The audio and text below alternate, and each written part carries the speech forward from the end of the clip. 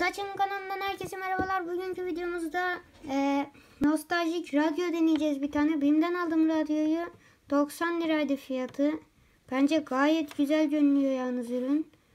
Arkadaşlar kullanım kılavuzuna göre şuradaki silindiri çevirince açılıyormuş ve açıldı, evet. Arkadaşlar buradan böyle kanalları dolaşabiliyorsunuz. Aynı gerçek bir radyo gibi. Yani zaten gerçek bir radyo. Arkadaşlar cihazımızın Bluetooth özelliği de var. Buradan MP3 modunu alıp cihazınızı telefonunuza bağlayabilirsiniz ya da bilgisayarınıza. Ses buradan geliyor direkt bağladığınızda. Bir de arkadaşlar şurada gördüğünüz gibi USB takıp şarkılar dinleyebiliyorsunuz. Buradan SD kart girişi var. Buraya da kulaklık takıp radyodan bir şeyler dinleyebiliyorsunuz. Gördüğünüz gibi arkadaşlar şarjınızı taktığınızda şuradaki kırmızı ışık yanıyor. Arkadaşlar bir de cihaz şarjlı ve pilli aynı zamanda. Yani uzun bir süre dayansın istiyorsanız buraya 2 tane büyük pillerden koymanız yeterli oluyor. Tombul pil. Artık çoğu yerde satılmıyor ama bulursanız alın derim. Daha uzun süre gidiyor radyo. Burada bir anteni var gördüğünüz gibi. Şöyle.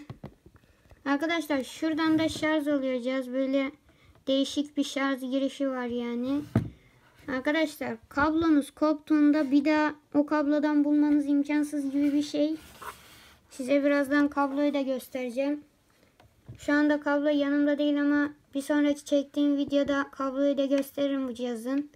Arkadaşlar şurada bir de on off var gördüğünüz gibi. Ona bastığınızda burada bir ışığı var. Çok güçlü. Bunu yakabiliyorsunuz. Yani bu tam kampta kullanılmalık bir alet. Işığı da var. Arkadaşlar radyo benim gayet hoşuma gitti. Böyle sesi çok yüksek arkadaşlar, söylediğim gibi. Yani son ses açtığınızda bakın göstereyim size. Arkadaşlar çok yüksek sesi. Yani bayağı yüksek, bir tane hoparlörü var içinde. Arkadaşlar cihazı siz de BİM mağazalarında bulabilirsiniz, alabilirsiniz. İnternette de böyle cihazlar satılıyor zaten. Arkadaşlar videoyu beğendiyseniz like atmayı unutmayın. Beğenmediyseniz de dislike atabilirsiniz. Kanalıma abone olmayı unutmayın. Görüşürüz diyorum. Bay bay.